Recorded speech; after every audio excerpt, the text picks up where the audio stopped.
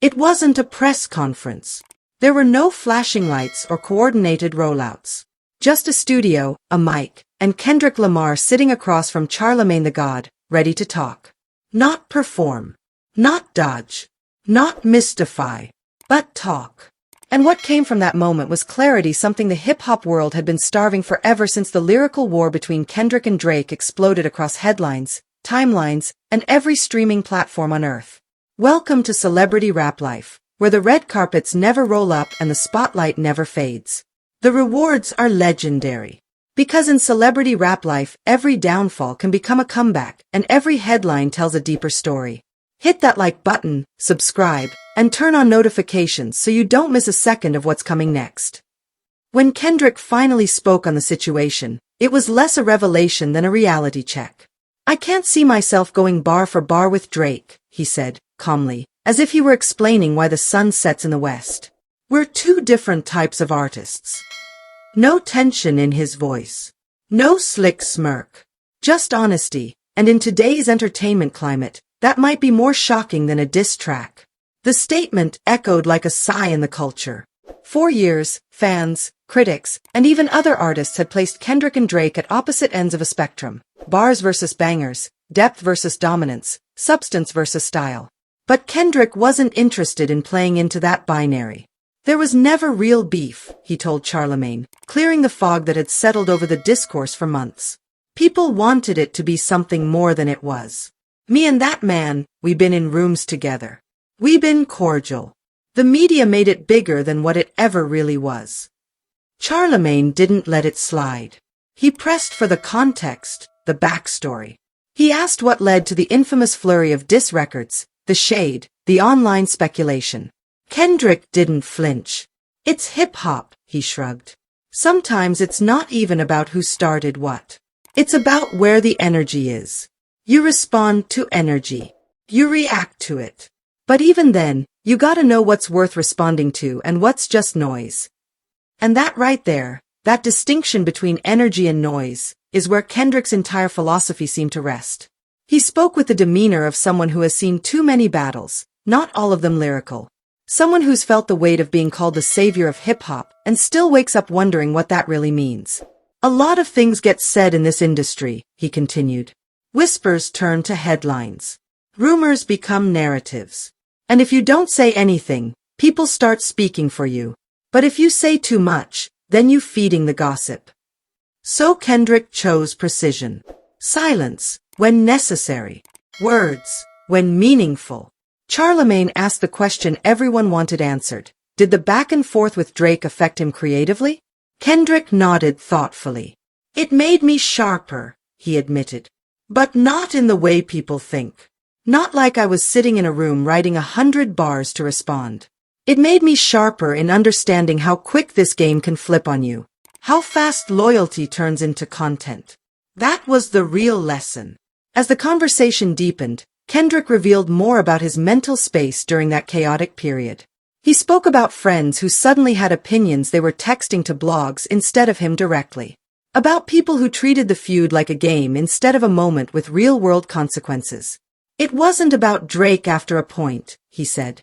"It was about me, my name, and what I'm willing to attach it to." He didn't deny the intensity of the situation. He just refused to let it define him. "We had our moment," he said plainly. "We said what needed to be said, and now it's time to move forward.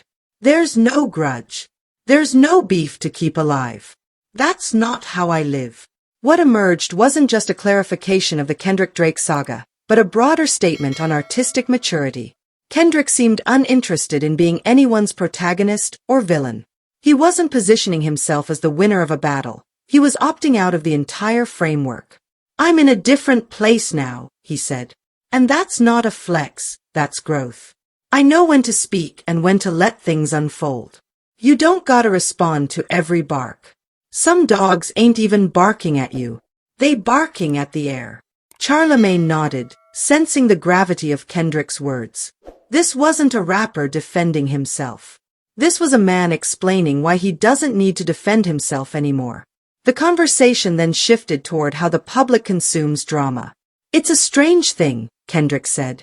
"You give people music, they want meaning. You give them meaning, they want a motive. You give them a motive, they want a storyline.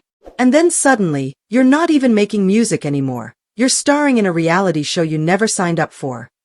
He shared that what hurt most wasn't the speculation, it was the silence from certain peers. When everything was going down, I paid attention to who reached out. Who said, "You good?" Who asked, "What's your side of it?" And who just watched it like it was TV. That isolation, he admitted, nearly made him retreat entirely. There was a moment where I said, "You know what? I'm out. Let the game have what it wants." But then I realized, nah, that's not how my story ends. That's not how the people who look up to me are gonna see me go out. So instead of disappearing, Kendrick channeled everything into his craft. The same energy that fueled Not Like Us and other critical moments during that chapter became fuel for reinvention. But even now, with the dust settling, he's not looking back with regret. Every word I said I meant, he affirmed. But I also knew when to stop. There's strength in stopping. Charlamagne pushed again. Was there a conversation with Drake that ended it? A phone call, a handshake, a message? Kendrick smiled slightly. Some things don't need an audience, he said. Real conversations happen off the grid. That's how you know they're real. Me and him. We talked. That's all I'll say. We talked. And after that, there was nothing else to do. No drama. No manufactured tension. Just closure. What might be most remarkable about the interview is how Kendrick refused to let the narrative box him in. When Charlamagne asked if he felt like people misunderstood him, he replied, "All the time." But that's the cost of being complex in a culture that loves simplicity. People don't want layers. They want headlines. Still, Kendrick wasn't bitter. He was just more aware. I used to want to correct every false story, every lie. But now, if it doesn't align with my truth, it don't need my attention. That's peace. That's power. Throughout the interview, Kendrick also touched on the idea of legacy. Not the kind written in plaques or platinum plaques, but in personal integrity. Legacy ain't just what they say about you when you're gone. It's what you leave behind in the people you touched. That's why I move the way I move. Charlamagne asked if he thought his fans understood that. Kendrick paused. Some do, he said. And some don't. And that's okay. But I think as long as I stay consistent in who I am, even the ones who doubted me will see it eventually. Truth don't expire. And in those last moments, the conversation turned unexpectedly vulnerable. Kendrick spoke about his kids. About raising them in a world that wants to define you before you define yourself. I want them to see that you don't have to be loud to be strong. You don't have to fight every fight. But when you do fight, you make sure it's for something that matters. He looked directly into the camera and added, I want them to know that their father didn't let noise become his message. As the interview wrapped, Charlamagne leaned back, visibly impressed. This wasn't the conversation anyone expected. It wasn't about bar counts or chart positions. It was about a man choosing his peace over a prolonged war.